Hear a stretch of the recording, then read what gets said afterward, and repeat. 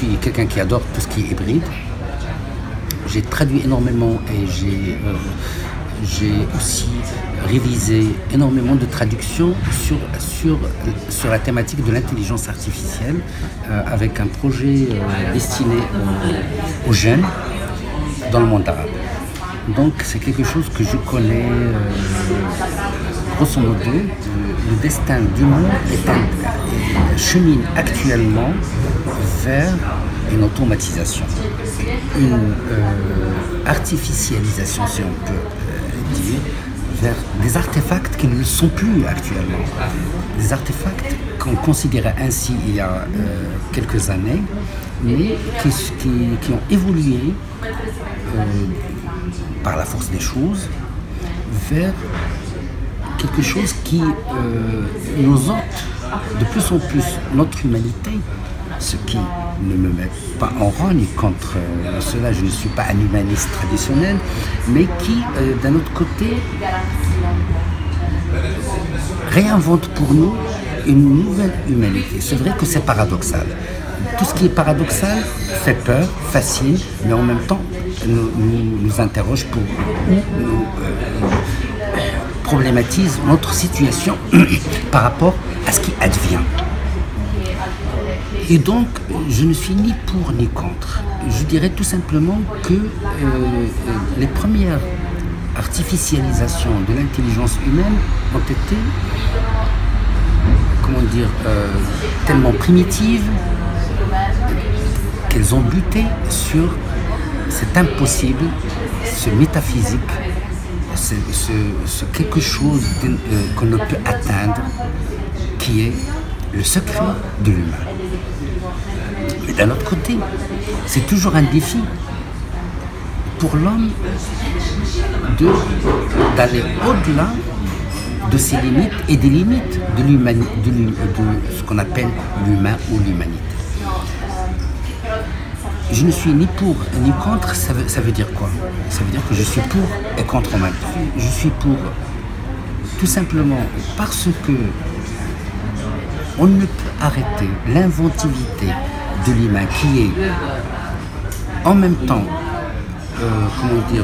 qui est un pharmacon, c'est-à-dire qui est d'un côté, qui a un côté bon et un côté mauvais. Et que dans chaque chose, il y a les deux en même temps. Et donc, je suis pour parce que ça pourrait résoudre énormément de problèmes. Ça pourrait faire aimer la philosophie pour les gens qui n'en ont jamais eu ni le temps, ni la capacité, ni l'éducation, ni la propension intérieure, ni le désir.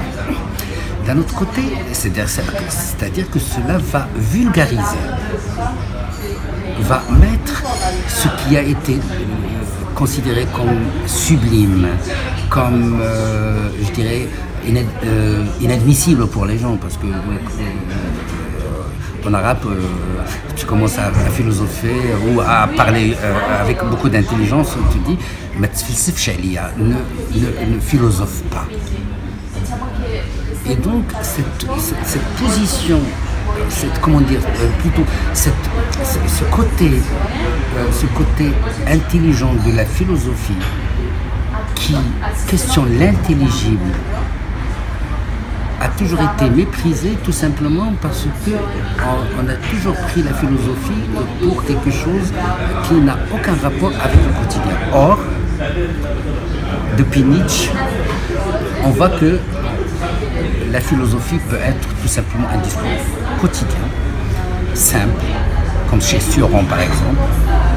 Quand on est en train de revenir à cette pensée primitive héraclétienne des Éliens qui, tout en marchant, tout en traversant une rivière, ils émettent une sagesse. On revient à cette notion de sagesse et je crois qu'on récupère là, que la philosophie récupère là quelque chose d'essentiel. C'est-à-dire que la philosophie se vit. Alors là, dans ce processus de mettre en relation quelque chose qui relève de la technologie est quelque chose qui relève de la finesse de la pensée, de l'abstraction la plus profonde. Je crois qu'on est au même niveau. À ce niveau-là, la réflexion et l'invention. Et d'ailleurs, depuis que la philosophie a commencé à parler d'invention, de choses qui relèvent du manuel, du technologique, du technique, elle a commencé à céder une part de son existence à ce qui advient, à cet avenir incertain qui peut-être il va s'approprier ou va permettre à la philosophie de renaître à elle-même, d'elle-même à elle-même, puisqu'il y a de moins en moins de philosophes, les grands noms n'ont plus de relève, mais en fait ce sont des gens qui pratiquent une philosophie qui n'en est pas une, qui est une science humaine, qui est du romanesque, qui est un mélange parfois incongru et parfois heureux de connaissances. Donc la disparition de la philosophie, entre guillemets, la fin de la philosophie dans les deux sens du mot, la finalité et l'aboutissement, et de se dissoudre dans de se dissoudre et de renaître aussi pour moi dans ces formes qui s'imposent, qui sont inéluctables, qui sont, je dirais, presque fatales. Donc Heidegger et d'autres, après, ont compris que le destin de la vie, le destin de la pensée, est de cheminer vers quelque chose d'autre, vers le poème, ça veut dire vers quelque chose qui n'est pas de la philosophie, mais aussi qui était de la philosophie, et de cheminer aussi, et de penser la technique comme un destin. Et donc ce destin, on est en train de le vivre concrètement, par la robotisation, c'est-à-dire l'absence. Déjà, nous serons dans un miroir, dans quelques temps, nous serons dans le miroir de notre devenir technique, devenir autre. Et donc cette altérité naissante et renaissante qu'on va vivre sur le plan technologique par la substitution du robot au corps, peut s'expliquer ici par pas la substitution, mais je dirais par cette rencontre qui peut être fructueuse, on va voir, qui peut être banale, il se peut, qui pourrait être aussi une mise en crise, une mise en crise de ce qui, de notre propension à aller toujours au-delà de notre corps et dans notre pensée, mais pour y revenir d'une autre façon. Me revient le roman, ici, me revient le roman de l'invention de Morel. Et ce roman, en fait, parle de quelqu'un qui a inventé une machine, qui a enregistré pendant une semaine la vie d'un groupe d'humains et donc qui projetait tout le temps cette vie, et quelqu'un qui a un naufragé, un ancien pénitentiaire, donc par hasard échoué là-bas, et donc il a vécu ça, et il a vécu ça comme une réalité. Et puis après il s'est rendu compte que la réalité n'était qu'image. Mais ce qui est intéressant dans ce roman, c'est que quand tu es devant un ordinateur, tu es devant un écran. Et le mot écran, en fait, peut faire écran à quelque chose et comme il peut refléter. C'est un miroir parmi d'autres, mais c'est aussi une fenêtre sur quelque chose d'autre. Et il y a quelque chose de mythique là-dedans. C'est-à-dire, en fait, tu t'inventes une autre vie dans un ordinateur. Et quand tu es devant une interface qui te propose d'être ton partenaire philosophique, alors là, c'est comme si tu crées un roman sur un robot intelligent. j'imagine un peu la même chose, c'est-à-dire j'invente, c'est l'invention de Farid ou de Vincent, c'est un jour, il a décidé, comme il en avait la possibilité et la capacité matérielle, d'inventer un partenaire, mais qui soit philosophe et qui puisse être son partenaire dans une solitude, quelque part, dans une île, dans un archipel perdu, qui peut être le roman même. Et donc, à mon sens, on est déjà dans une réciprocité inventive, imaginaire, puisqu'il y a beaucoup d'imaginaire dans la technologie, dans le miroir, dans l'écran, qui révèle et fait écran en même temps. Mais on est aussi dans une perspective, comment dire, dans une perspective de mise en défi de soi et de la technique, je dirais de la technologie. Il y a un seul hic, c'est que le désir d'inventer dans un roman ne dépend que de mes ménages et donc de ma capacité de théâtraliser mon imagination, ce qui a toujours été fait dans le roman. On a même écrit des romans où Dieu parle, etc. Alors pourquoi pas ne pas créer un roman où un robot, pas simplement parle, mais parle philosophie. Le hic est dans le processus d'agencement de tous ces composants fins que seul un spécialiste peut faire et qui lui donnera son âme, ou l'âme de sa finalité. Je crois que ce que et là est ma réserve, et je reviens à ce contre qui relève de la contrainte, si tu veux, plus que d'autre chose, c'est que on ne peut pas réinventer la philosophie à partir de ce qui a été dit et écrit. Pourquoi? Parce que le destin de la philosophie, le parcours de la philosophie, les changements de la philosophie ne relèvent pas de l'écrit tout simplement, mais de l'effet que la philosophie a sur les autres formes d'écriture et de pensée, et vice-versa. Et donc, à ce moment-là, si vous considérez que Blanchot n'est pas un philosophe, vous allez trouver du Blanchot dans Derrida et dans Georges Bataille, etc. Si vous trouvez que Georges Bataille n'est pas un philosophe, mais tout simplement un sociologue, alors là vous allez rater une grande partie de sa philosophie, qui est d'ailleurs pour moi plus pertinente que beaucoup de textes qu'a écrit Sartre, par exemple, à la même époque. Et puis les effets de traduction que vous ne pouvez absolument pas maîtriser, c'est-à-dire que la traduction d'un mot chinois, arabe, finnois ou de langue non latine vers le français ne va pas vous donner la même signification, etc.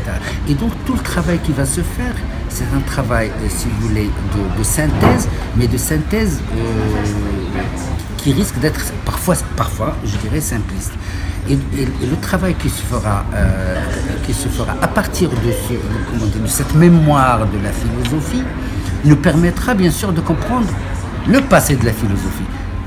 La question, est-ce que ça nous donnera une philosophie? Comment tu testes la profondeur philosophique d'un ordinateur? Je lui parlerai des choses qu'il ne connaît pas, c'est-à-dire de la philosophie qu'il ne connaît pas, dans la langue qu'il ne connaît pas. Et donc je le mettrai en crise par rapport à la diversité, au Babel de la philosophie, de la philosophie et des langues. Première chose, je lui parlerai par exemple du mot imaginal, qui est très connu, qui est devenu très connu, mais en le traduisant à ma façon, et donc il ne le reconnaîtra pas. Le hadrat al-khaya, qui est la présence de l'imagination, n'est pas l'imaginal. parce que l'imaginal, comme mot, a été forgé par Henri Corbin à partir de la notion d'historial et d'historialité chez Heidegger. Et donc, comme Corbin était traducteur de Heidegger, donc il a choisi le mot imaginal pour dire quelque chose qui se rapproche de cette présence où le mot présence est plus heideggerien que le mot imaginal. Alors, comme traducteur, philosophe, traducteur de Henri Corbin et lecteur, par exemple, d'Ibn Arabi, qui est un grand philosophe et un mystique philosophe, donc, si vous voulez, la première chose, c'est de faire en sorte, ce sera un peu une sorte de combat avec la machine. C'est normal, parce que toute la problématique du rapport machine-homme est dans la mise en crise de l'autre, la capacité de dépasser les compétences humaines d'un côté et la capacité de dépasser les compétences ou les limites de la machine de l'autre côté. Donc, c'est-à-dire je ferai appel à tout ce qui ne relève pas du texte, mais de la jeunesse du texte. Et là, c'est quelque chose que la machine ne peut saisir que si elle est préparée à ça. Et donc, le projet que tu m'as décrit est un projet plutôt, pour l'instant, pédagogique. Il ne peut aller au-delà. C'est-à-dire, on va philosopher comme un prof de philo et non pas comme un philosophe. Donc, c'est là où je suis contre. Je suis contre, c'est-à-dire dans le sens où je ne croirais à cette machine philosophante que peut-être au moment où elle pourra, à partir des données, inventer le nom donné, le nom encore donné. C'est-à-dire à réfléchir comme vraiment un philosophe dans 5 ans ou 6 ans pensera les transformations et même pensera aussi cette même démarche qui est en train de se faire. Tu évoquais le secret de l'homme, le secret de l'âme humaine. De l'humain. Ouais, c'est quoi? Est-ce que ça peut se formaliser? Est-ce que ça peut se mettre... le transhumanisme, par exemple, ce courant qui dit on va avoir l'homme augmenté, on va vaincre la mort, et l'ordinateur est presque une sorte de graal d'un paradis perdu. C'est quoi le secret de l'humain que la machine... Quel est le propre de l'homme, en fait? C'est ça que ça pose. C'est sa chair. C'est sa chair. Je crois que même quand on inventera la chair pense d'ailleurs. L'apport de la philologie justement est de nous apprendre et de nous faire comprendre et de nous convaincre d'une chose qui est d'ailleurs très partagée avec les religions. C'est le côté chair, le rapport chair-esprit. Et ce rapport chair-esprit, la chair-esprit, ou le corps-esprit, le corps pensant, cette machine qui n'en est pas une. On l'a taxée de machine, mais en fait, c'est une machine puisqu'on arrive à la comprendre. Mais il y a beaucoup de zones encore incomprises. Et donc, quand on comprendra, il nous faudra encore beaucoup plus de temps pour inventer la chair. C'est vrai qu'on a commencé à penser à inventer les tissus, mais les tissus ne font pas la chair. C'est comme si tu peux inventer le blé, mais le blé ne peut donner des pâtes, comme ça peut donner du pain. Et puis les animaux ce sont les pâtes, nous ça diffère. Tu n'as pas le même goût dans les sortes de pain, dans les sortes de poissons, etc. Et donc la tendance de la machine et de la mécanisation du processus humain dans les robots, dans les machines pensantes, comme les ordinateurs, comme qu'on appelle intelligentes, qui sont intelligentes. Personne ne dit le contraire, mais cette intelligence a jusqu'à présent des limites. Et ces limites les interpellent et conservent encore cette marge, je dirais, quand je dis secret, c'est-à-dire quelque chose qui n'est pas encore percé par le savoir, par la science. Et donc, quelque part, cette évolution des interfaces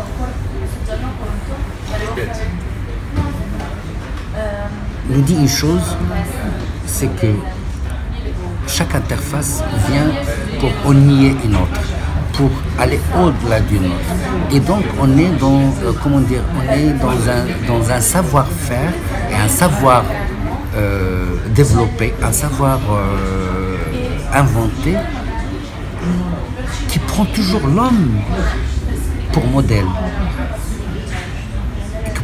Qui prend l'intelligence de l'homme comme modèle. Or, c'est la relation du maître à l'esclave. Il faudrait, à ce moment-là,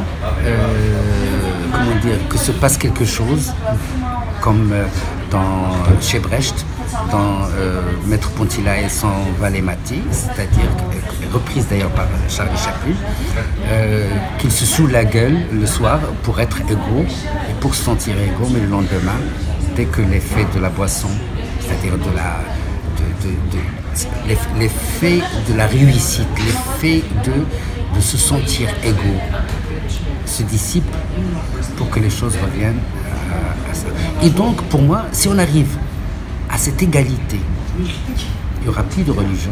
Ça va signer la mort de la religion et la mort de la philosophie. Même je crois que l'enjeu de fabriquer cette interface philosophante, c'est signer aussi quelque part cette fin de la philosophie qui a commencé depuis quelque temps. Et donc, on sera dans des savoirs diffus, un savoir sans limite. Ça te fait rêver? Et ça me fait peur en même temps. C'est normal de ma position de quelqu'un qui est né dans les années 60, c'est sûr. Mais ça me fait rêver, ça me fait peur.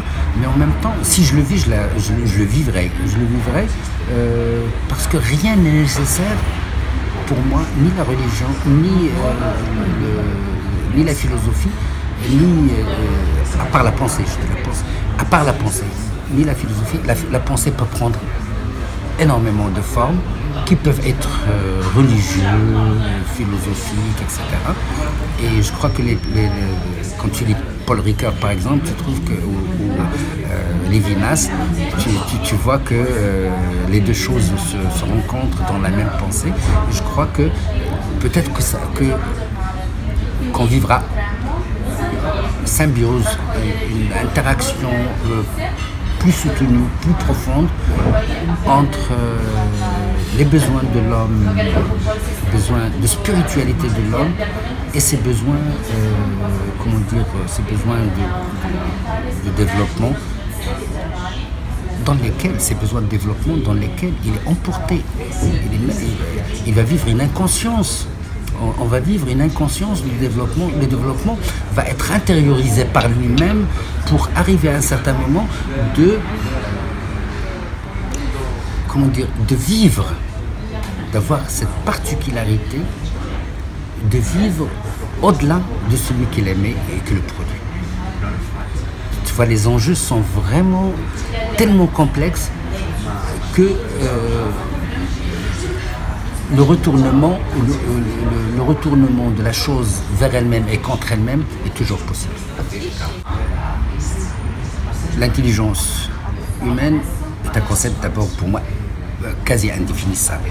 Je te dirais une chose, c'est la possibilité à un certain moment de survivre à soi et au monde. C'est ça l'intelligence. Je crois que l'être humain est le seul qui peut revivre dans des situations meurtrières.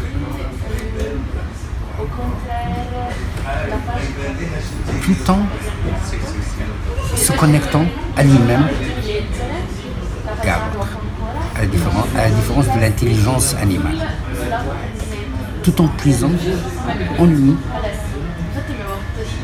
par des moyens, par des médiums qui sont la langue, qui sont les outils, qui sont tout en puisant en lui-même cette capacité de survivre à soi, de survivre au monde et de survivre à toutes les catastrophes psychologiques, humaines, etc. S'il est une définition, je dirais tout simplement que c'est aussi celui qui arrive à s'interpréter et à interpréter ce qui l'entoure.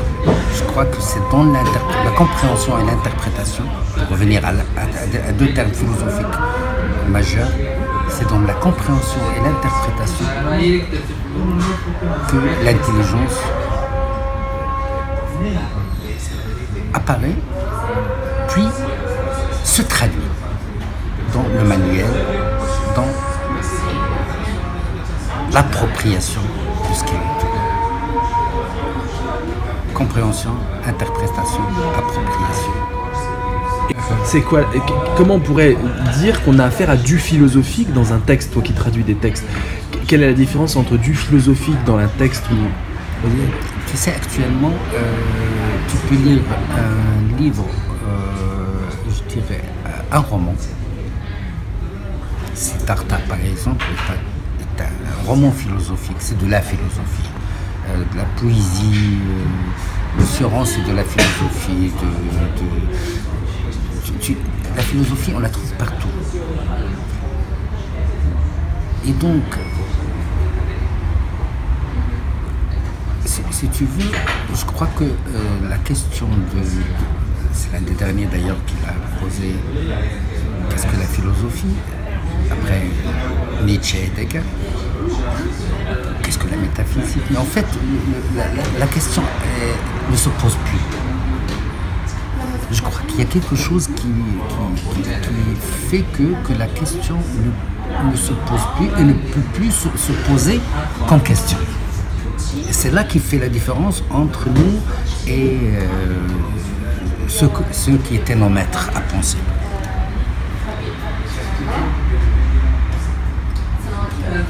Tu te balades, toi qui sais bien manier les mots, qui a des livres, etc. Et tu es fasciné par le dialogue d'un petit enfant avec sa maman. Et ça te donne énormément d'idées, je dirais, philosophiques, que tu traduis, que tu assimiles, etc.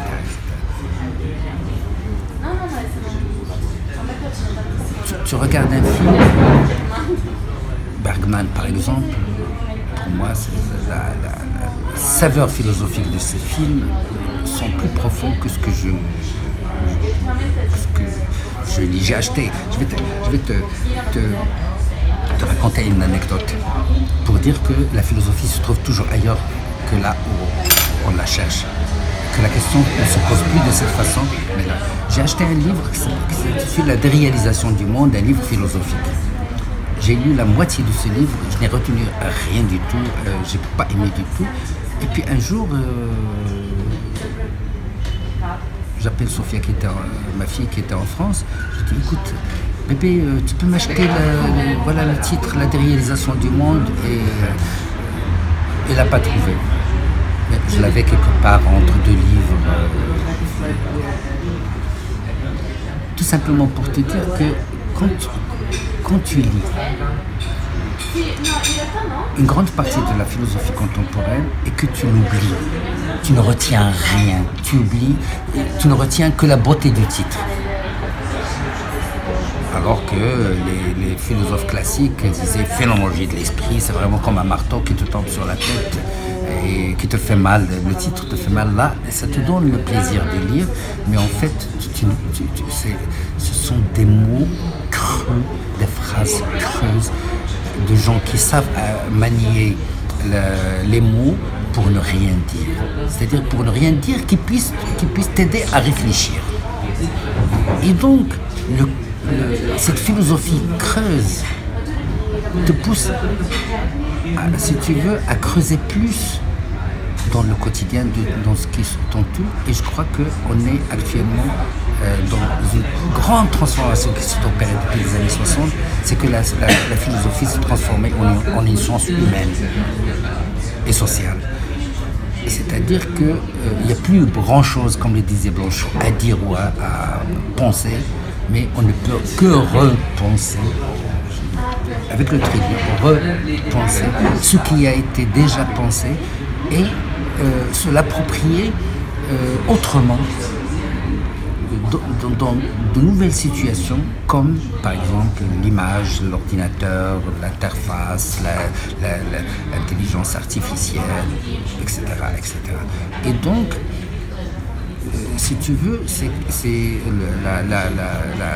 la philosophie comme elle est pratiquée actuellement vit une grande dissémination qui, pour moi, comment dire, me rappelle la différence entre le cerveau et l'esprit.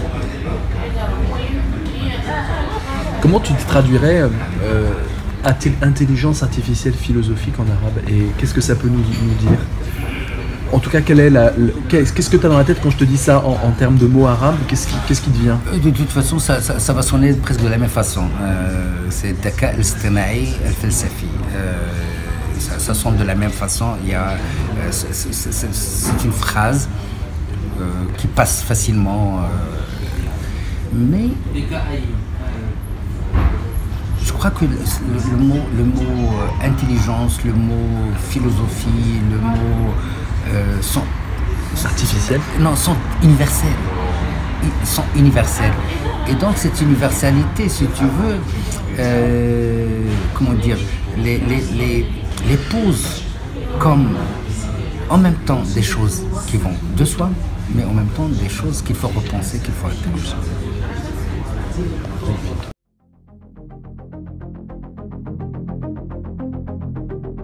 Justification.